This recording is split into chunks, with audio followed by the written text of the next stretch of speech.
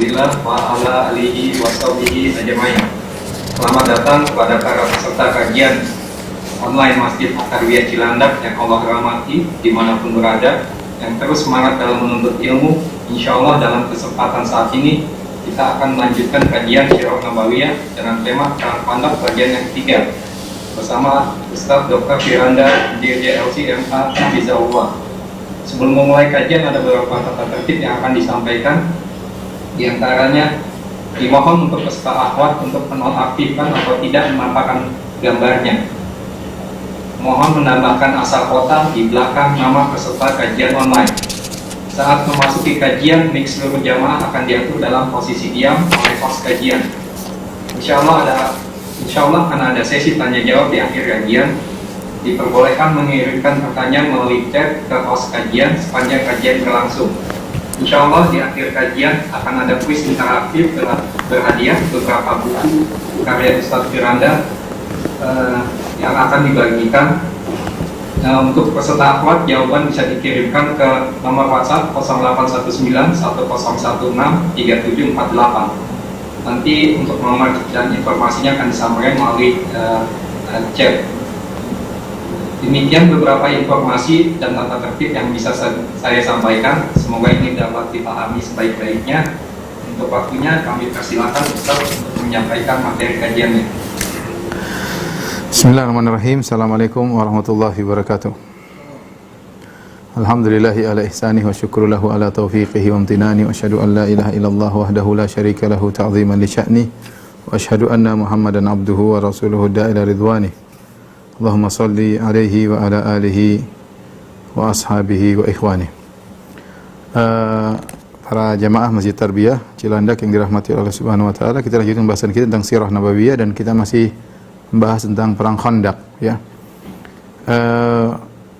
Tatkala kaum musyrikin sudah mengepung kaum muslimin dan ternyata seperti tidak ada hasilnya, mereka hanya saling panah memanah, maka akhirnya kaum musyrikin memiliki ide baru ya. Mereka bersepakat pagi-pagi untuk benar-benar perang habis-habisan ya. Mereka ingin perang habis-habisan sehingga mereka ingin ketika pagi hari semua areal Khandaq dari ujung ke ujung sudah mereka siapkan pasukan pemanah untuk memanah kaum muslimin. Karena sudah lama hanya perang-perangan ya, tidak ada hasilnya. Mereka juga tidak bisa menembus Khandaq dan kaum muslimin juga nggak ada yang keluar dari Khandaq. Maka pada malam hari tersebut, pada suatu malam mereka pun kompak, mereka kemudian menata strategi mereka untuk agar pagi hari sebelum matahari terbit, mereka sudah fajar terbit, mereka sudah benar-benar mengitari seluruh Khandaq untuk siap menyerang begitu memungkinkan. Ya, demikian juga Rasulullah SAW pada malam itu juga mengatur strategi kepada kaum muslimin. Ya, dan Nabi menjanjikan kepada mereka kemenangan jika mereka bersabar. Akhirnya ya ketika tiba pagi hari, maka ya mereka pun menyerang kaum muslimin ya dengan serangan yang sangat kencang dan tidak berhenti-berhenti karena mereka sudah mengitari seluruh Khandaq. Kemudian mereka menyerang bertubi-tubi, tidak berhenti-berhenti ya. Kemudian mereka terutama mengeser kepada kubahnya Nabi SAW, itu kemahnya Nabi SAW, di mana Nabi SAW berada di situ. Akhirnya terus terjadi penyerangan dan Rasulullah SAW tidak bisa mengumpulkan pasukan untuk sholat. Hari-hari sebelumnya bisa, ada sisi waktu untuk bisa sholat, mungkin bergantian. Namun pada kali ini semuanya sibuk karena kaum musyrikin sengaja untuk mengitari seluruh Khandaq, kemudian menyiapkan pasukan memanah untuk menyerang kaum muslimin ya. Akhirnya kaum muslimin terpencar-pencar, tidak bisa bersatu untuk sholat, dan mereka baru hanya bisa sholat setelah matahari terbenam ya. Mereka hanya bisa sholat setelah matahari terbenam. Kemudian kaum muslimin benar-benar fokus kepada kemahnya Nabi SAW ya. Mereka benar-benar menjaga kemah Nabi SAW, sementara Khalid bin Walid sudah bolak-balik berusaha untuk menyerang kemah Nabi SAW. Ya, mereka tahu di mana lokasi Rasulullah SAW. Ya.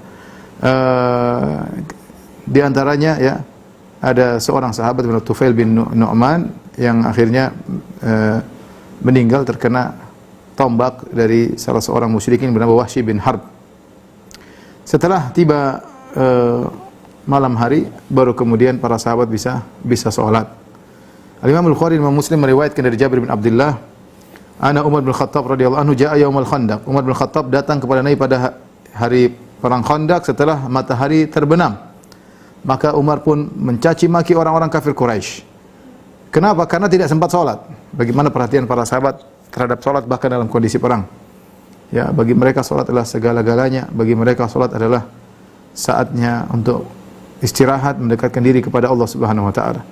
Maka tatkala Umar tidak bisa sholat, dia maki-maki orang Quraisy. Kemudian dia berkata, "Ya Rasulullah, makitu usolil asar hatta kadati syamsu tagrib." Hatta kadati syamsu tagrib. Faqala Nabi sallallahu alaihi wasallam, "Wallahi ma shallaituha." Aku tidak bisa salat asar sampai matahari tenggelam, ya. Kata Nabi sallallahu alaihi wasallam, "Demi Allah, saya pun juga belum salat." Saya pun belum salat. Faqumna ila Buthan, karena sudah malam, karena mereka ketika perang kode etik mereka kalau matahari terbenam berhenti. Itu kode etik mereka yang disepakati oleh kaum musyrikin, kaum muslimin. Maka setelah matahari terbenam, faqumna ila Buthan, kami pun pergi suatu lembah di Madinah namanya Buthan. Fatawadda'a lis-salat wa tawadda'na laha. Kemudian Nabi sallallahu alaihi wasallam pun berwudu, para sahabat kami pun berwudu bersama Nabi sallallahu alaihi wasallam. Fa shalal asra ba'da ma gharabatis syamsu, thumma shalal ba'daha al-maghriba. Maka Rasulullah sallallahu alaihi wasallam pun salat asar dulu padahal matahari sudah terbenam.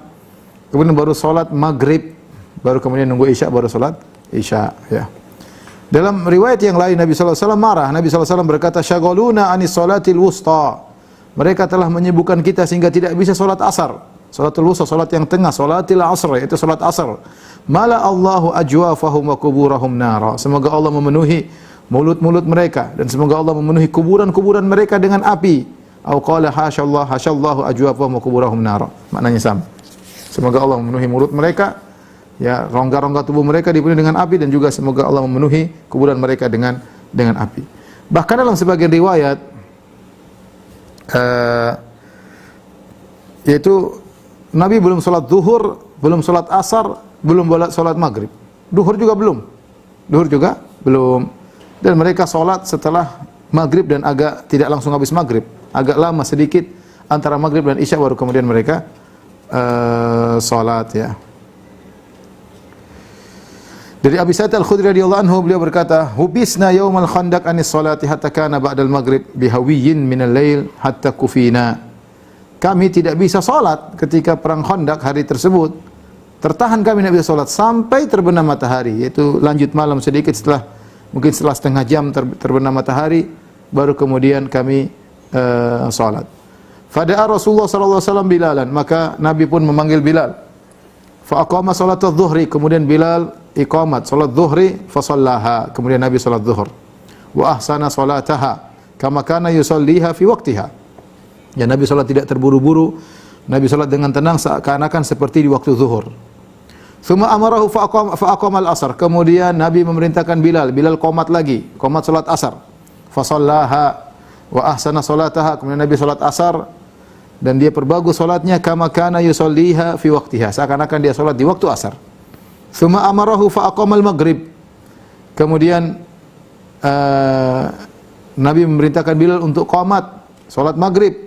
Fa shallaha kadzalik, maka Nabi pun salat maghrib. Ya, ini semuanya di qada, ya, karena terpaksa, tidak ada waktunya. Kemudian kata Abu Sa'id Al-Khudri, "Wa dzalikum qabla an yunzilallahu fi salatil khauf farijalan aw rukbana." Dan ini semua sebelum turun ayat farijalan aw rukbana. Artinya kalau kalian dalam kondisi takut, silakan salat dalam kondisi berdiri atau dalam kondisi naik kendaraan, berjalan atau naik kendaraan. Jadi boleh. Ya, seorang kalau dalam kondisi berperang, dia sambil salat ingat Allah sambil berperang, boleh. Berperang atau sambil naik kuda, sambil naik onta, tidak menghadap kiblat, tidak jadi masalah. Ini boleh kalau memungkinkan. Ya, kalau mungkin. Kalau tidak mungkin sama sekali, tidak bisa konsen sama sekali, terpaksa, maka dia boleh salat di luar waktunya seperti yang dialami oleh Nabi sallallahu alaihi wasallam. Misalnya seorang sedang berada di pesawat tempur, kemudian sedang fokus berperang. Dia sulit untuk berperang, mungkin dia harus kontrol, harus bicara dengan temannya, harus kontak-kontakan, akhirnya dia tidak bisa salat. Maka kalau dia seperti ini, dia bisa salat di luar waktu. Atau seorang misalnya dalam kondisi benar-benar darurat, dalam menangani operasi misalnya yang berjalan sampai 6 jam, operasi tersebut tidak bisa berhenti, harus konsen luar biasa, ya, konsentrasi luar biasa, tidak mungkin sebentar berhenti 5 menit misalnya 10 menit, tidak memungkinkan. Ya ini kalau terjadi seperti ini ya terpaksa dia bisa menunda sholat meskipun di luar waktu. Tetapi kalau masih bisa memungkinkan sholat sambil beraktivitas, ya seperti dalam sholatul khauf, dalam kondisi berjalan, dalam kondisi perang seperti kita sebutkan dalam kisah sirah sebelumnya, ketika seorang sahabat ingin membunuh seorang musyrik yang ingin menyerang Nabi SAW, maka dia berjalan menuju orang tersebut sambil sholat asar. Sambil sholat asar cuma beri isyarat, sujudnya, rukunya semua isyarat kepala sambil tidak menghadap kiblat, sambil berjalan menuju orang musyrik tersebut. Dan ini diperbolehkan dalam kondisi darurat. Ini dalil bahwasanya sholat adalah perkara yang sangat penting, tidak boleh ditinggalkan dalam kondisi apapun. Di antara hal yang menarik dalam perang Khandaq, ada seorang namanya Nu'aim bin Mas'ud. Ya, dia masuk Islam. Dia masuk Islam, ya. Nu'aim bin Mas'ud ini tadinya kafir, ya. Dan dia datang dengan pasukan mereka, dengan pasukan Ghatafan bersama orang Quraisy, ya. Maka dia datang untuk menyerang Nabi SAW. Tiba-tiba di saat-saat genting, di saat kaum muslimin dalam terdesak, di saat kaum musyrikin jumlahnya besar, justru dia masuk Islam. Ini menakjubkan. Ya, mungkin kalau kaum muslimin yang menang dia masuk Islam, oke lah. Ini enggak, ini pasukan kaum musyrikin lagi banyak, kaum muslimin sedang terpuruk, ya, sampai tidak bisa sholat. Kemudian dia malah masuk Islam. Nu'aim bin Mas'ud al-Asja'i radhiyallahu taala anhu. Kita dengarkan bagaimana dia cerita. Dia berkata dalam kisah bagaimana Islamnya, ketika peristiwa Al-Ahzab, pasukan-pasukan berkumpul untuk datang menyerang Rasulullah SAW, sirtu ma'a qaumi, aku pun berjalan bersama kaumku untuk menyerang kota Madinah, dan aku di atas agama mereka. Ya, dan Rasulullah SAW kenal aku, ya. Faqadhafa Allah fi qalbil Islam, tiba-tiba Allah memasukkan iman dalam hatiku. Ya. Aku pun masuk Islam. Fakatamtu dzalika qaumi, aku pun menutupi, menyembunyikan imanku kepada kaumku. Aku pun keluar dari mereka pelan-pelan sampai aku ketemu dengan Rasulullah SAW antara maghrib dan isya, itu di malam hari setelah perang selesai. Fawajatuhu yusalli, aku dapati dia sedang salat. Falamma ra'ani jalasa tsumma qala, tatkala dia melihatku dia pun duduk, kemudian dia manggilku. Dia berkata, "Ma ja'a bika ya Nu'aim?" Apa yang buat kau datang kemari wahai Nu'aim? Aku berkata, "Inni ji'tu usaddiquka." Aku datang untuk membenarkan engkau wahai Rasulullah. Wa asyhadu anna ma ji'ta bihi haqq, dan aku bersaksi apa yang kau bawa itu benar. Famurni bima syi'ta ya Rasulullah, perintahkanlah kepadaku apa yang kau kehendaki ya Rasulullah. Sudah saya pasrah, mau apapun disuruh saya akan kerjakan. Al-Baihaqi meriwayatkan dalam Dalailun Nubuwah, Nu'aim berkata, "Ya Rasulullah, inni qad aslamtu wa lam ya'lam bi ahadun min qaumi famurni amraka." Ya Rasulullah, aku sudah masuk Islam dan kaumku seorang pun tidak ada yang tahu aku masuk Islam. Perintahkanlah kepadaku apa yang kau kehendaki. Rasulullah SAW mengatakan, "Inna ma anta fina rajulun wahid." Kau cuma satu orang. Cuma satu orang. Yang bisa kau lakukan, fa khadzil 'anna mastata'ta. Khadzil 'anna itu buat mereka, ya, tidak bersatu padu semampumu. Bagaimana caranya? Fa innal harba khud'ah, sungguhnya perang adalah tipu daya. Nu'aim berkata, "Walakin ya Rasulullah idzan li fa aqul." Ya Rasulullah, izinkan aku untuk berucap apa yang kau kehendaki. Aku mau bohong ini ceritanya. Izinkan aku. Kata Rasulullah SAW, "Kul ma badalaka fa anta fi hil." Ucapkan yang kau kehendaki ya wahai Nu'aim, halal bagimu karena perang. Rasulullah mengatakan bohong boleh 3 dalam perang, mendamaikan orang yang bersengketa, dan juga perkataan pujian seorang suami kepada istri, istri memuji suami dalam rangka mempererat cinta kasih antara suami istri, boleh bohong-bohongannya. Maka Nu'aim bin Mas'ud, ya, ini tidak boleh sembarang bohong. Kalau sembarang bohong ketahuan dipenggal sama orang-orang Quraisy, ya. Maka Nu'aim bin Mas'ud datang sampai ke Bani Quraidah, karena Bani Quraidah sudah memutuskan perjanjian damai dengan kaum muslimin dan bergabung dengan orang-orang Quraisy. Dan dia adalah nadim bagi mereka. Nadim maksudnya teman ngobrol sama orang Quraidah, Bani Quraidah, ngobrol sama mereka, ya. Di zaman jahiliyah, ya. Akhirnya datang dia kepada Bani Quraidah, dia berkata, "Wahai Bani Quraidah, kalian sudah tahu bagaimana cintaku kepada kalian. Terutama, ya, apa yang antara aku dengan kalian." Kata mereka, "Benar engkau wahai Nu'aim. Engkau tidak tertuduh di sisi kami." Kemudian Nu'aim berkata, melancarkan rencana dia. Dia berkata, "Sungguhnya orang-orang Quraisy dan Ghatafan tidak seperti kalian. Laisu ka antum." Mereka tidak seperti kalian. Ini Madinah, negeri kalian. Di sini ada harta kalian di kota Madinah, negeri kalian, anak-anak kalian di sini, istri-istri kalian juga di sini. Dan kalian tidak mungkin pergi meninggalkan kota Madinah, ya, ke kota yang lain, karena kalian sudah kampungnya di sini, anak di sini, istri di sini, semuanya. Adapun Quraisy dan Ghatafan, mereka datang dari tempat jauh, datang untuk menyerang Muhammad dan teman-temannya. Dan kalian membantu mereka. Wahai Bani Quraidah, kalian membantu orang Quraisy dan Ghatafan. Ya, sementara negeri mereka jauh. Sementara harta mereka di negeri mereka jauh. Sementara istri-istri mereka di negeri mereka. Sementara anak-anak mereka di negeri mereka, maka mereka tidak sama dengan kalian. Kalian di sini, kalau ada apa-apa kan bahaya. Kalau mereka ada apa-apa tinggal pulang. Fa in ra'u nuhzatan asabuha. Kalau ternyata mereka menang, ya sudah, mereka akan menang. Tetapi wa in kana ghairu dzalik, tapi ternyata kalau mereka melihat kondisi tidak memungkinkan, lahiqu bi biladihi, mereka akan balik ke negeri mereka. Wa khallau bainakum wa bainar rajul bi baladikum, dan akhirnya mereka akan meninggalkan kalian berperang sama Muhammad. Kan repot. Diajak berpikir oleh Nuaim. Hati-hati kalian. Saya ini sayang sama kalian. Ya, kalian tidak sama dengan Quraisy dan Ghatafan. Wala taqata lakum in khala bikum. Kalau kalian sudah ditinggal sama mereka, kalian tidak bisa melawan Muhammad dan teman-temannya. Fala tuqatilu ma'al qaumi hatta ta'khudhu minhum rahnan. Kalau begitu jangan kalian ikut perang bersama mereka memerangi Muhammad. Jangan dukung mereka sampai kalian mengambil gadai dari mereka, jaminan dari mereka. Min asyrafihim, minta orang-orang penting dari mereka tinggal bersama kalian supaya mereka tidak kabur. Suruh tinggal bersama kalian. Yakununa bi aidikum thiqatan lakum ala an tuqatilu ma'ahum Muhammadan. Sebagai ya janji setia agar mereka tetap berperang bersama kalian melawan Muhammad sampai kalian menang. Akhirnya orang-orang Bani Quraidah, Yahudi yang biasanya menipu tertipu. Yahudi yang biasanya menipu tertipu sama Nuaim bin Mas'ud. Mereka mengatakan, laqad asyarta birra'yi, sungguh benar idemu wahai Nuaim. Kemudian Nuaim setelah pergi ke Bani Quraidah, dia pergi ke Quraisy. Kemudian dia ketemu dengan Abu Sufyan, sang pemimpin. Bersama Abu Sufyan ada beberapa orang. Kemudian Nuaim berkata, wahai Abu Sufyan dan kawan-kawan, kalian sudah kenal siapa aku, bagaimana aku cinta kepada kalian, dan bagaimana aku meninggalkan Muhammad. Dan sungguh telah sampai kepadaku suatu perkara, ya, yang menurutku aku harus menyampaikannya kepada kalian. Yang perkara penting aku harus sampaikan kepada kalian sebagai bentuk nasihat kepada kalian. Tapi tolong sembunyikan dariku, jangan sampai orang lain tahu berita ini. Masya Allah, dia kasih mukaddimah yang indah. Ini perkara penting, saya ingin nasihati kalian, tapi sembunyikan, jangan sampai orang lain tahu. Faqalu naf'al, kata mereka, kami akan kerjakan. Kata Nuaim, wahai orang-orang Quraisy, kalian tahu bahwasanya orang-orang Yahudi telah menyesal, ya, ketika mereka membatalkan perjanjian damai dengan Muhammad. Sehingga mereka sudah tulis surat kepada Muhammad dengan berkata, kami menyesal atas perbuatan kami. Apakah kau ridha wahai Muhammad jika ya kami akan mengambil dari orang-orang Quraisy dan Ghatafan beberapa orang yang mulia dari mereka, kemudian kami berikan kepada engkau wahai Muhammad supaya kita hubungan baik lagi. Kemudian kau bunuh mereka wahai Muhammad. Setelah itu kami akan bersamamu, ya. Kemudian kita akan berperang melawan Quraisy dan Ghatafan.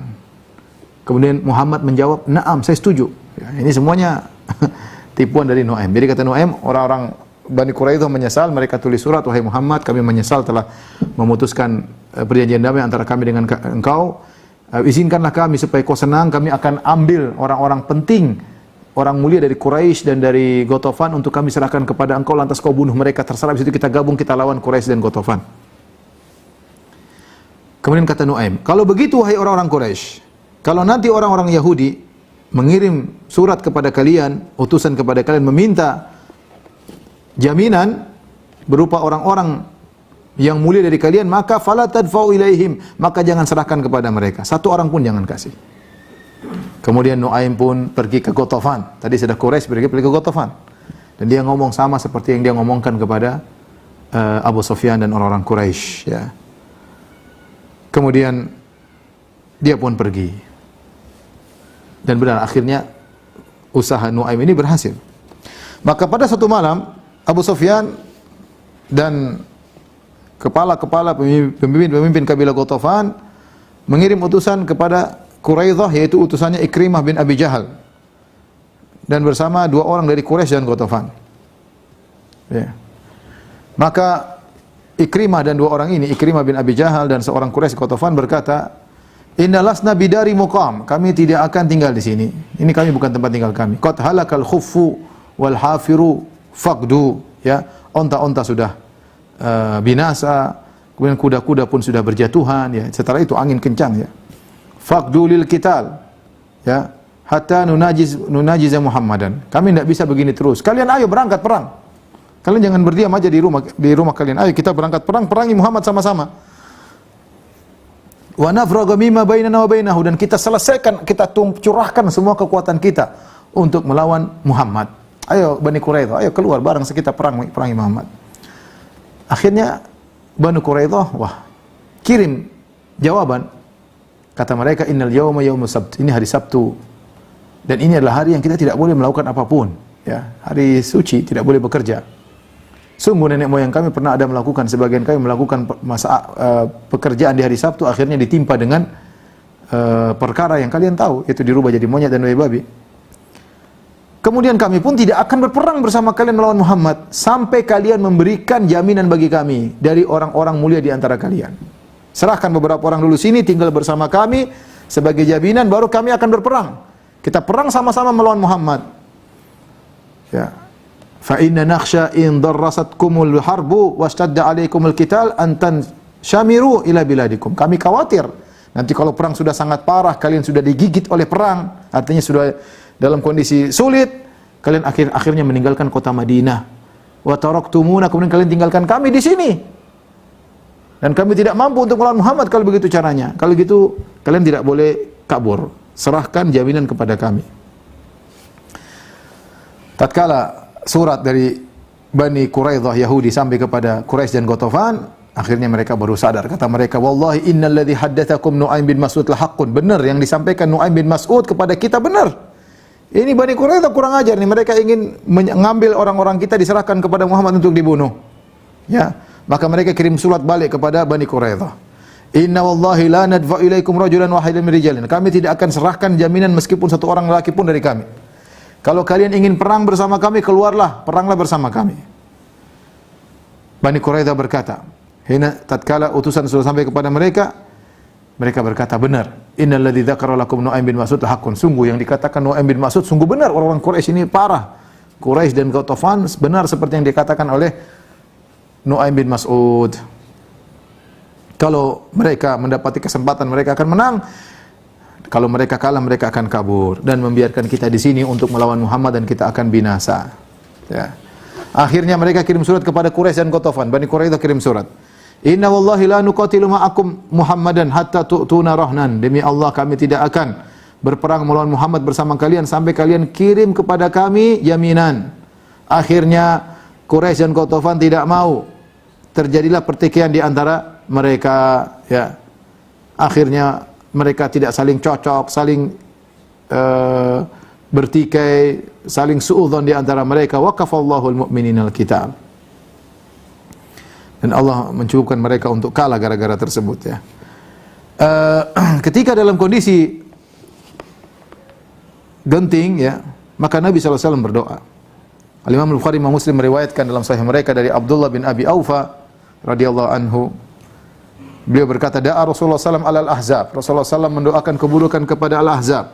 Allahumma munzilal kitab, sari'al hisab, ihzimil ahzab, Allahumma ihzimhum wa zalzilhum. Ya Allah, yang telah menurunkan Al-Quran, yang hisabnya cepat. Ya Allah, hancurkanlah al-ahzab. Ya Allah, hancurkan mereka dan goncanglah mereka. Ya. Kemudian di antara doa Nabi SAW, Allahumma astur auratina wa amin rawatina. Ya Allah, tutuplah aurat kami. Ya Allah, tenangkanlah hati-hati kami. Karena kondisi sangat mengerikan. Maka doa Nabi dikabulkan. Kemudian Allah mengirim angin yang kencang, ya, untuk memporak-porandakan mereka.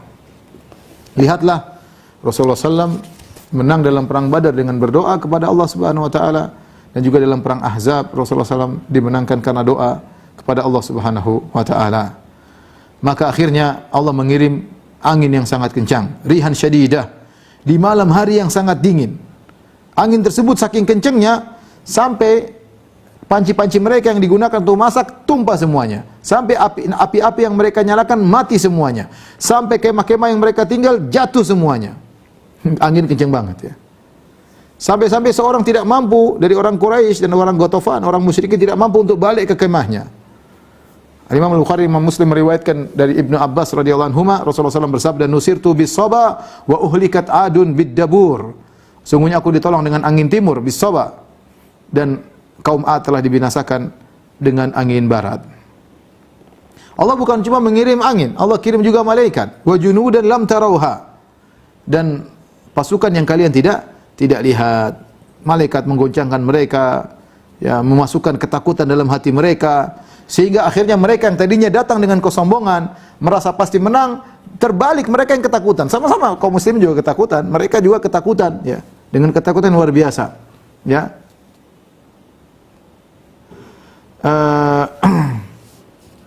Kata Ibnu Katsir rahimahullah taala, kalau bukan Allah menjadikan rasulnya rahmat bagi kaum, bagi umat manusia, dan Allah berfirman, wa kana Allah liyu'adzibahum anta fihim, Allah tidak akan mengadab mereka sementara kau berada di sisi mereka. Seandainya tidak ada ayat-ayat seperti ini, tentu Allah akan kirimkan angin yang lebih dahsyat seperti angin yang menghancurkan kaum Ad, yang kaum Ad diangkat sampai 7 malam 8 hari, digoncang-goncangkan di udara kemudian dibinasakan. Tapi Allah cukup kirim angin soba yang tidak terlalu kencang tapi telah memporak-porandakan mereka. Ketika angin memporak-porandakan mereka, para sahabat tidak tahu kondisi mereka. Yang jelas mereka sudah diserang dengan dahsyat di siang hari sampai Nabi tidak bisa sholat, duhur, asar tidak bisa sholat kecuali di waktu maghrib. Ketika itu setelah mereka diserang dengan angin, doa Nabi dikabulkan, ya. Maka Nabi menyuruh para sahabat, sebagian sahabat untuk menengok bagaimana kondisi mereka. Perhatikan hadis ini. Ada seorang pemuda dari Ahlul Kufah bertanya kepada Hudzaifah bin Yaman, "Wahai Hudzaifah, apakah kau pernah melihat Nabi dan bersahabat dengan Nabi?" Kata Hudzaifah bin Yaman, sahabat mulia, "Na'am, ya benar akhi, benar wahai putra saudaraku." Terus apa yang kalian lakukan dengan Nabi sallallahu alaihi wasallam? "Wallahi laqad kunna najhad." Dulu kami bersusah payah bersama Nabi sallallahu alaihi wasallam. Anak muda ini bersusumbar, dia berkata, "Lau adraknahu ma taraknahu yamshi 'alal ard, la ja'alnahu 'ala a'naqina." Kalau kami yang ketemu Muhammad, seandainya kami hidup di zaman Muhammad sallallahu alaihi wasallam, kami tidak akan biarkan dia berjalan di atas tanah. Kami akan buat dia berjalan di pundak-pundak kami, di leher-leher kami. Hudzaifah berkata, "Ya benar akhi, jangan bilang begitu. Wallahi perkaranya tidak semudah yang kau bayangkan. Laqad ra'aituna ma'a Rasulillah." Maka Hudzaifah bercerita tentang peristiwa Khandaq. Dia mengatakan suatu malam dalam perang Khandaq, wa shalla Rasulullah sallallahu alaihi wasallam hawiyan. Rasulullah sallam, ya, kemudian salat di sebagian waktu. Tsumma iltafata ilaina, kemudian Rasulullah sallam setelah salat melihat kepada kami. Rasulullah sallam berkata, "Man rajulun yaqumu fayanzuru lana ma fa'alal qaum." Siapa di antara kalian yang mau berdiri kemudian tengok apa yang sedang dialami oleh mereka, yaitu suruh nyebrang Khandaq, masuk di markas mereka, di camp mereka, melihat apa yang terjadi. Tapi Rasulullah kasih syarat. Adkhalahullahu al-jannah bi syarti an yarji. Syaratnya dia bisa kembali. Saya ingin kabar. Dia harus bisa masuk, lihat kondisi, balik kasih kabar kepada saya. Kalau dia bisa, saya akan masukkan dia surga. Famaqama rajulun, tidak seorang pun yang berdiri. Kenapa? Syaratnya berat. Harus ke sana bisa balik lagi. Sementara angin dingin, sementara mereka kelaparan, sementara tadi siang sudah disikat habis oleh orang musyrikin. Kondisi mengerikan. Wa balagatil qulubul hanajir, sampai ketakutan, jantung berdetak-detak saking ketakutannya. Rasulullah SAW ulang lagi. Rasulullah SAW kemudian salat lagi. Tidak ada yang jawab. Rasulullah SAW salat, kemudian Rasulullah setelah salat lihat lagi kepada kami. Man rajulun yaqumu fayanzuru lana ma fa'alal qaum thumma yarji'. As'alullah an yakuna rafiqi fil jannah. Jaminannya semakin tinggi. Kalau tadi pertama masuk surga, sekarang lebih tinggi. Kata Nabi, siapa di antara kalian yang bisa masuk ke markas mereka, syaratnya harus bisa balik, maka dia akan menjadi temanku di surga. Bukan cuma surga, jadi temanku di surga. Kata Hudzaifah, "Fama qama rajulun minal qaum." Tidak seorang pun yang berdiri. Syaratnya harus bisa balik. Ini syarat yang berat. Min syiddatil khauf, kata Hudzaifah, karena saking takutnya, wa syiddatil ju', karena saking laparnya, wa syiddatil bard, karena saking dinginnya. Terkumpul saking takutnya, saking laparnya, saking dinginnya. Tadi siang baru dihabisi sama orang musyrikin sampai tidak bisa sholat duhur, asar. Sekarang malam-malam suruh masuk di camp mereka. Tidak disebutkan siapa yang hadir ketika, tapi ini ada sebagian sahabat, di antaranya Hudzaifah. Nabi bilang, siapa yang bisa datang ke sana balik lagi jadi temanku di surga. Kata Hudzaifah, "Fama qama rajulun minal qaum." Tidak seorang pun yang bisa berdiri menjawab permintaan Nabi sallallahu alaihi wasallam. Falamma lam yakum ahadun, tatkala tidak seorang pun yang berdiri, Rasulullah panggil namaku. Ya Hudzaifah, kata Hudzaifah, terpaksa. Falam yakun li buddun minal qiyam hina da'aini, aku harus berdiri untuk menyambut panggilan Nabi sallallahu alaihi wasallam. Kata Rasulullah, ya Hudzaifah, fadhhab, wahai Hudzaifah, pergilah engkau, fadkhul fil qaum, masuklah di camp-camp mereka. Masuklah di tengah-tengah mereka, fanzur ma yaf'alun, lihat apa yang mereka kerjakan. Tapi ingat, wala tuhditsanna syai'an hatta ta'tiyana, jangan kau bikin apapun macam-macam sampai kau datang kasih kabar kepadaku. Pokoknya lihat saja balik sini, jangan bikin macam-macam. Kemudian kata Hudzaifah radhiyallahu taala anhu, aku pun pergi. Fadakhaltu fil qaum. Warih, ya, ketika aku masuk, angin dan junudullah, malaikat memporak-porandakan mereka. Tidak ada satu tempayan atau panci yang tegak, semuanya tumpah. Wala naran, tidak ada api kecuali mati. Wala binaan, tidak ada bangunan kemah dan kecuali jatuh semuanya. Ketika dalam kondisi genting tersebut, mereka dalam kondisi takut, Abu Sufyan tiba-tiba berkata, ya ma'syara Quraisy. Abu Sufyan merasa ada yang masuk. Firasatnya merasa ada yang masuk, menyelip dalam pasukan mereka. Maka Abu Sufyan berkata, ya ma'syara Quraisy, liyanzur umru'un man jalisuhu. Wahai orang-orang Quraisy, masing-masing ngecek siapa yang duduk di sampingnya. Waduh, bahaya ini. Disuruh cek siapa yang di sampingnya. Hudzaifah berkata, sebelum aku dicek, aku yang pegang tangan orang sebelahku. Qultu man anta, siapa engkau? Katanya orang itu bilang, ana fulan bin fulan. Untung orangnya tidak berkata, terus kamu siapa? Enggak, selamat. Ya. Thumma qala Abu Sufyan. Abu Sufyan kemudian berkata lagi, ya ma'syara Quraisy, wahai orang Quraisy sekalian, innakum wallahi ma asbahtum bidari muqam. Sungguhnya kalian besok pagi tidak bisa lagi tinggal di sini. Laqad halakal qura, sungguhnya onta-onta, kuda-kuda sudah binasa. Waqtalafatna Banu Quraidah, Banu Quraidah telah menyelisih, wa akhlafatna Banu Quraidah, Banu Quraidah sudah menyelisih kita. Dan telah sampai kepada kita kabar dari Banu Quraidah yang tidak kita sukai. Dan kita lihat sekarang kita diporak-porandakan oleh angin yang kalian lihat. Ya, tidak ada panci yang bisa tegak, semuanya jatuh, tidak ada api yang bisa menyala. Tidak ada kemah yang bisa tegak. Fartahilu, pulanglah, fa ini murtahil, aku akan pulang. Tsumma qama ila jamalihi wa huwa ma'qul, kemudian dia pergi ke ontanya dalam kondisi diikal. Fajalasa alaihi, tsumma daraba fa wathaba ala thalath. Dia naik di atas ontanya, dia pukul, artinya ontanya berdiri dengan 3 kaki. Fama atlaqa iqalahu illa wa huwa qa'im. Kemudian dilepaskan, jadi kalau onta di satu kakinya diikat dengan iqal begini. Jadi ontanya berdiri dengan 3 kaki, tatkala dilepas akhirnya ontanya berdiri dengan 4 kaki. Kata Hudzaifah, ya. Walaula ahdu Rasulillah la tuhdits syai'an hatta ta'tiyana thumma syi'tu laqataltuhu bisahmin. Kata Hudzaifah, saya lihat Abu Sufyan, kalau saya membunuh dia bisa. Tapi Nabi sudah mengambil janji dariku, ya, jangan kau bikin apapun, jangan kau bikin apapun. Di antara mukjizat yang terjadi, Nabi berkata, "Intalik ya ibnal Yaman, wala ba'sa 'alaika min harrin wala bardin hatta tarji'a ilayya." Wahai Hudzaifah, pergilah engkau menuju mereka. Tidak ada masalah dengan engkau dingin atau panas sampai kau kembali kepadaku. Maka ketika Hudzaifah berjalan, ya, dia mengatakan ka'anni ala mithlil hammam. Seakan-akan aku berjalan seperti di tempat pemandian, yaitu hangat. Hammam itu tempat pemandian, ya. Seakan-akan aku merasa hangat. Padahal mereka lagi kedinginan. Ya. Ketika Hudzaifah balik, kemudian melaporkan kepada Nabi tentang apa kondisi mereka, kemudian kata Hudzaifah, fariqtu kurirtu. Ketika aku sudah selesai, aku kedinginan, ya. Kedinginan. Tadi mukjizat Nabi, kesana dia dalam kondisi hangat, ketika balik sudah selesai, maka aku pun kedinginan. Fa albasani Rasulullah sallallahu alaihi wasallam min fadli aba'atin kanat alaihi yusalli fiha. Rasulullah mengambil sebagian kain yang tadi dia gunakan salat, kemudian dia lemparkan kepadaku, kemudian aku pun tidur. Falam azal naiman hatta asbahtu. Aku tidur sampai subuh, sampai pagi. Ketika pagi hari azan dikumandangkan kita waktu subuh, Nabi berkata, "Kum nauman, wahai orang yang banyak tidur, bangunlah." Akhirnya Hudzaifah pun bangun, ya. Taib. Ketika besok harinya, maka mereka pun pulang.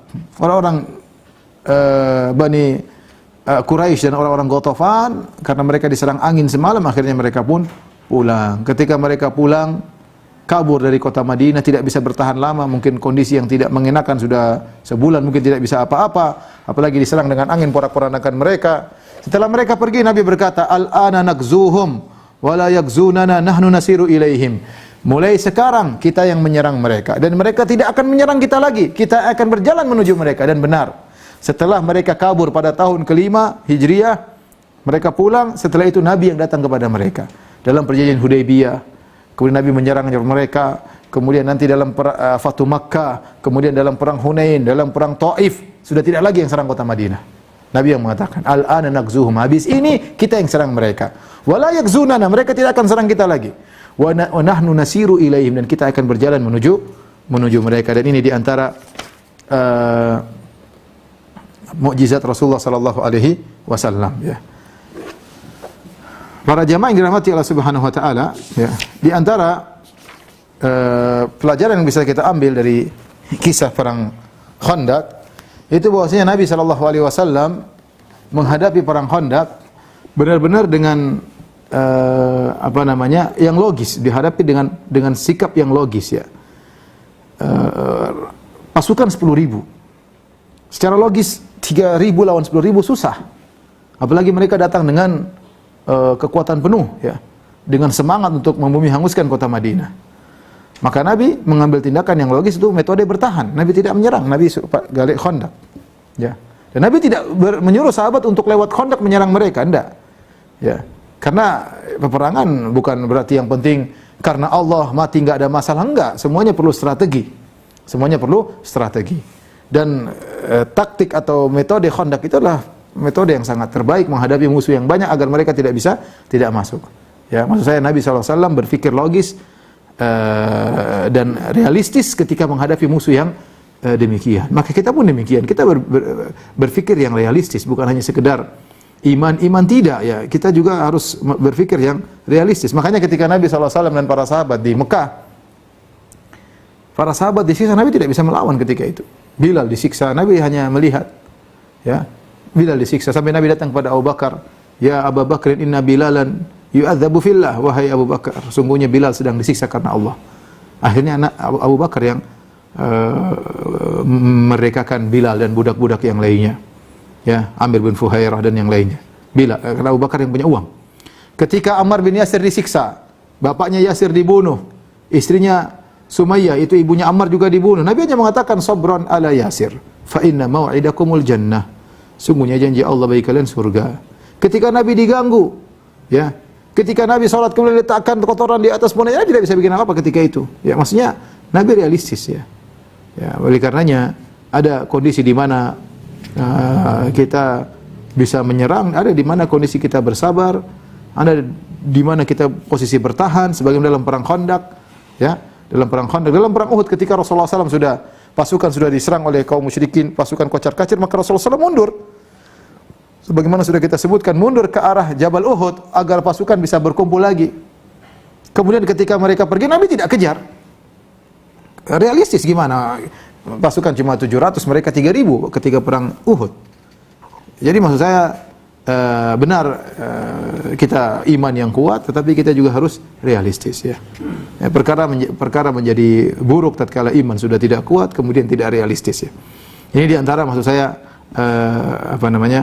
faedah yang bisa kita ambil dari kisah perang Khandaq. Kemudian diantara faedah yang bisa kita ambil dari kisah perang Khandaq, bahwasanya angin, ya, adalah diperintahkan oleh Allah Subhanahu wa taala, ya. Makanya Nabi mengatakan, "La tusubur rih", jangan kalian mencaci maki angin. Karena angin itu diperintahkan oleh Allah Subhanahu wa taala. Fa idza ra'aitum ma takrahun, kalau kalian melihat ada angin yang tidak kalian sukai, maksudnya perkara yang tidak menyenangkan, mungkin angin terlalu kencang, maka berdoa kepada Allah Subhanahu wa taala agar dijauhkan dari umirat bih, apa yang angin ini diperintahkan. Berlindung kepada Allah dari apa yang diperintahkan, keburukan apa yang diperintahkan kepada angin ini, karena angin diperintahkan. Ya, sebagai bukti bahwa si angin diperintahkan, lihatlah dalam perang Khandaq. Ini disampaikan oleh Al-Qurtubi dalam tafsirnya, tafsir Al-Qurtubi. Ya. Beliau mengatakan bahwasanya lihatlah ketika perang Khandaq, ya, jarak antara kaum muslimin dengan orang musyrikin cuma jarak Khandaq. Khandaq jaraknya lebarnya berapa? 5 meter, 6 meter. Cuma itu saja. Tapi yang dialami berbeda. Dari kaum muslimin enggak ada masalah, cuma mungkin dingin. Kaum musyrikin angin hancur-hancuran menghancurkan mereka. Bayangkan angin begitu kuat sampai tungku, kemudian panci semua jatuh. Sampai kemah jatuh, sampai onta kuda mereka enggak bisa berbuat apa-apa saking angin kencang. Ya. Saking kencangnya, api semua mati. Menyalain api enggak bisa, angin saking kencang. Padahal jaraknya dekat, cuma beda 6 meter. Ya mungkin mereka agak jauh dari Khandaq, tapi intinya jarak dekat. Berarti angin itu diperintah oleh Allah untuk menyerang yang sana, sini yang tidak. Oleh karena terkadang terjadi musibah, ya kita lihat sebagian orang selamat, sebagian tidak, ya. Sampai sebagian kawan ketika bilang, "Ustaz, kita kaget melihat gempa di Jogja, ada rumah samping kanan, samping kiri hancur, tengah-tengahnya enggak." Seakan-akan gempa tersebut berjalan, memilih rumah yang hendak dia hancurkan, ya. Tapi kita tahu bahwasanya ini adalah atas perintah Allah Subhanahu wa taala. Kemudian di antara faedah perang Khandaq itu bahwasanya kita boleh mengambil strategi dari orang-orang kafir jika bermanfaat. Sebelum diriwayatkan dalam perang Khandaq ketika Nabi dihadapkan dengan musuh yang begitu banyak, maka Salman Al-Farisi, dan ini adalah perang pertama yang diikuti oleh Salman karena dia sudah merdeka dari tuannya, dia berkata, "Ya Rasulullah, inna kunna bi Faris idza husirna khandaqna." Ya Rasulullah, kami dulu di Persia kalau kami dikepung maka kami bikin khandaq. Ya Rasulullah SAW, ini ide, kebiasaan, tradisi orang kafir yang tidak pernah diketahui orang Arab sebelumnya, diambil oleh Nabi SAW, ya. Diambil oleh Nabi SAW, dan akhirnya Nabi bikin khandaq dan membuat kaget orang-orang Quraisy dan Ghatafan ketika melihat ada khandaq di depan mereka, mereka tidak bisa masuk dalam kota Madinah. Dan juga di antara faedah perang Khandaq, lihatlah bagaimana Nabi SAW ternyata diskusi sama murid-muridnya untuk mengambil tindakan. Nabi diskusi beberapa kali. Tatkala buat Khandaq Nabi berdiskusi. Tatkala Nabi SAW ingin memberikan pemberian kepada kabilah Ghatafan agar mereka pergi dan nanti hasil kebun kota Madinah diberikan kepada mereka, Nabi diskusi dengan Sa'ad bin Mu'adz dan Sa'ad bin Ubadah, sehingga mereka bertanya, Rasulullah, ini perintah Allah atau sekedar pendapat? Ketika Nabi mengatakan ini cuma pendapat, mereka bilang, Rasulullah, kami tidak setuju, kami tidak setuju. Dan Nabi terima masukan dari mereka. Padahal kita tidak ragu, Nabi orang paling cerdas, Nabi pendapatnya paling benar, Nabi paling sayang kepada umatnya. Tentu ide Nabi tidak sembarangan, tetapi Nabi masih mau mendengar anak buahnya untuk diskusi, dan kemudian bahkan Nabi meninggalkan pendapatnya ketika diskusi dengan para sahabat. Ini juga dalil bahwasanya Nabi SAW tidak tahu ilmu gaib. Oleh karenanya Nabi SAW menyuruh Hudzaifah bin Yaman untuk mengecek. Ya. Ada perkara gaib yang Allah beritahu kepada Nabi, dan banyak perkara gaib yang Allah tidak beritahukan kepada Nabi. Ya, qul la amliku li nafsi naf'an wala dharran illa ma syaa Allah walau kuntu a'lamul ghaiba lastakthartu minal khair wa ma massani su' in ana illa basyirun wa nadhirun liqaumin yu'minun. Dalam surat Al-A'raf, katakanlah wahai Muhammad, ya, aku tidak menguasai untuk diriku kebaikan maupun keburukan, ya, kecuali apa yang Allah kehendaki.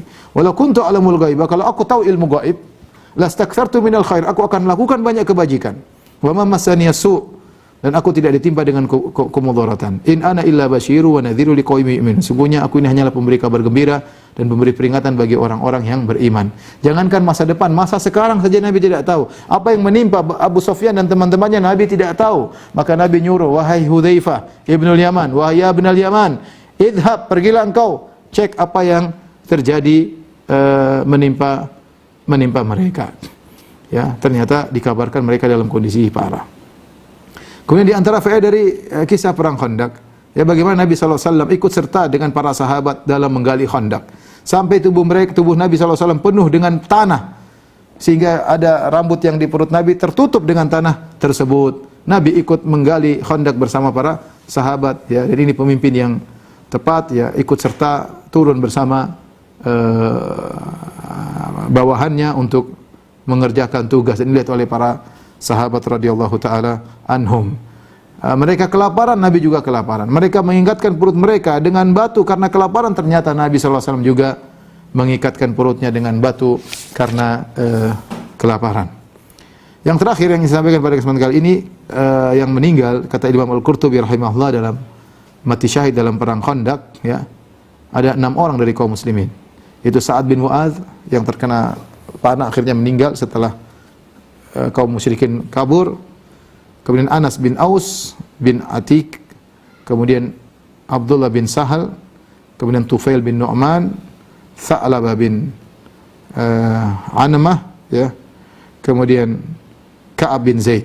Ini 6 orang yang wafat atau mati syahid dalam perang Khandaq sebagaimana disebut oleh Al-Qurtubi rahimahullah dalam tafsirnya.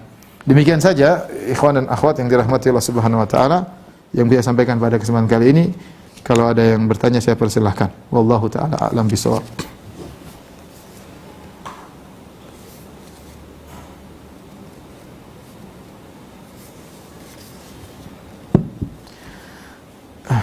Unmute dulu, unmute.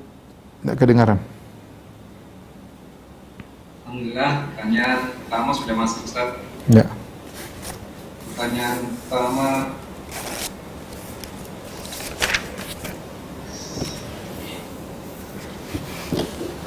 apakah boleh salat zuhur sampai isya dilakukan di waktu isya karena adanya pekerjaan yang sangat penting, seperti mungkin ini dia sedang operasi, jadi sholat isyanya sholat zuhur sampai isya dikerjakan di waktu isya. Apa dulu kerjaannya? Ini bukan hal yang. Dia sedang operasi. Oh, kalau sedang operasi. Iya. Iya, iya. Kalau dia operasi militer, selama dia masih bisa berdiri dan dia masih bisa konsen, dia bisa sholat dalam kondisi berdiri. Ruku, sujud, semua isyarat doang. Tidak ada masalah, ya. Tidak ada masalah. Memang dia harus operasi militer, harus bergerak, harus berjalan. Bahkan sholat saya berjalan juga bisa, ya. Namun sholat khauf tidak harus kemudian dijamak. Saya bilang tadi dia bisa menjamak tadi kalau memang sudah tidak memungkinkan, ya. Kalau tidak, misalnya dia tidak bisa wudu, sholat tanpa wudu nggak ada masalah. Memang kalau nggak bisa wudu, nggak bisa tayamum, ya sudah, mau diapain? Kalau bisa tayamum, kalau bisa wudu, ya. Kalau nggak bisa, ya sholat tanpa tayamum, tanpa wudu juga tidak jadi masalah, ya. Tapi intinya boleh kalau memang dalam kondisi darurat dia tidak bisa konsentrasi sama sekali, seperti tadi saya katakan, misalnya dia sedang operasi, dia harus terus bergerak tidak berhenti selama 5 jam, yang itu akhirnya melewatkan dia asar, maghrib, isya misalnya, dia harus konsen, ya apa boleh buat. Kita tidak bisa maksakan dia untuk berhenti karena darurat, apalagi tidak ada petugas pengganti misalnya. Mungkin seperti itu dia boleh menjamak sholat, tapi tentu ini benar-benar darurat. Selama kalau tidak darurat, maka seorang menjamak, paling tidak menjamak pada waktu yang dibolehkan, maghrib dengan isya, zuhur dengan asar. Wallahu a'lam bishawab. Untuk pertanyaan selanjutnya, apakah Ali bin Abi Thalib ikut serta dalam perang Khandaq?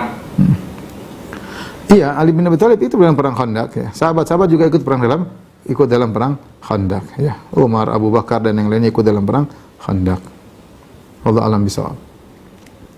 Pertanyaan selanjutnya, Ustadz, apakah dalam berperang boleh melakukan adu domba ke musuh? Apakah perang zaman sekarang seperti perang cyber juga bisa dilakukan? perang melalui lawan internet kali ini, Ustaz. Wallahu a'lam, ya.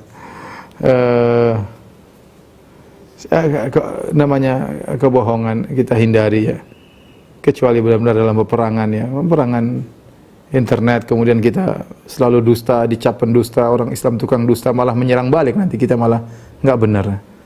Saya rasa tidak tepat, ya. Saya rasa tidak tepat, ya. Orang Islam al-mu'min la yakdzib, orang mukmin tidak berdusta, ya. Kecuali dalam perang tadi, dalam kondisi perang benar-benar terjadi tadi, ya mungkin. Kalau sekarang kita bikin kebohongan terus terungkap, akhirnya kan citra kita semakin buruk, ya. Tentu kita tidak ingin seperti itu, ya. Kita jujur tapi tidak konyol juga, tidak semua yang kita ketahui harus kita sampaikan, ya. Seperti itu, ya, seorang pandai-pandai dalam menghadapi situasi. Wallahu a'lam bishawab. Pertanyaan terakhir nih, Ustaz. Ya. Ustaz, saya baru belajar agama setelah usia cukup tua untuk mempelajari dan memahami ilmu. Alhamdulillah masih bisa dan berusaha mengamalkannya. Tapi untuk menghafalkan ayat dan hadis terasa sangat berat. Mohon nasihatnya Ustaz, apa yang bisa saya lakukan? Tetap berusaha. Ya. Jadi Allah yang Allah lihat Subhanahu wa taala, yang Allah lihat bukan cuma hasil, Allah lihat usaha. Ya, walladzi yaqra'ul Qur'an wa yatata'ta wa huwa syaqun 'alaihi lahu ajran. Kama qala Nabi sallallahu alaihi wasallam, baca Al-Qur'an kemudian kesulitan, terbata-bata, bagi dia 2 pahala. Itu pahala baca, pahala usahanya. Bapak atau ibu kalau sudah tua, sudah tetap berusaha belajar tajwid, hasilnya enggak urusan. Yang penting berusaha. Yang penting waktu kita gunakan bermanfaat. Berusaha untuk hafal ayat, meskipun 1 ayat seminggu enggak ada masalah. Diulang-ulang 1000 kali insyaallah hafal ya. Hari pertama diulang 100 kali, hari kedua 100 kali, seminggu 700 kali diulang. Insyaallah hafal ya. Insyaallah hafal. Minggu kedua tambah lagi.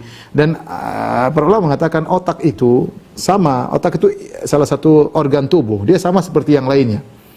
Otot kalau dilatih jadi kuat ya. Kemudian demikian juga otak, kata para ulama, kalau dilatih menjadi tajam ya. Mungkin dan itu dialami, tanyalah kepada orang-orang yang suka menghafal. Awal-awal menghafal sulit.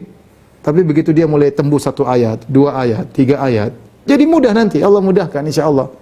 Allah mudahkan. Tapi memang untuk menembus 5 ayat pertama, 10 ayat pertama berat. Tapi usahakan tadi saya bilang ya. Caranya gimana? 1 hari menghadap utara 20, menghadap timur 20 kali ulang, menghadap selatan 20 kali ulang, menghadap barat 20 kali ulang. Insyaallah sudah 80. Ulangi lagi 2 kali sudah 160. Insyaallah hafal 1 ayat. Diulang. Kemudian juga bisa sistem misalnya di HP yang syekh murattal, kemudian ditulis berapa kali ulang, kan bisa. Intinya dicoba dulu, jangan putus asa. Ya, jangan putus asa. Insyaallah Allah mudahkan. Jangan lupa berdoa kepada Allah agar diberi ilmu oleh Allah Subhanahu wa taala. Kalaupun tidak berhasil, tidak ada yang sia-sia, semua tetap dapat pahala. Wallahu a'lam bishawab. Demikian apa yang saya sampaikan. Kurang lebihnya saya mohon maaf kepada jamaah tarbiyah Masjid Tarbiyah Cilandak yang dirahmati Allah. Insyaallah kita bertemu di kesempatan yang lain. Wabillahi taufiq wal hidayah. Assalamualaikum warahmatullahi wabarakatuh. Alhamdulillah, dari kajian dan sesi tanya jawab telah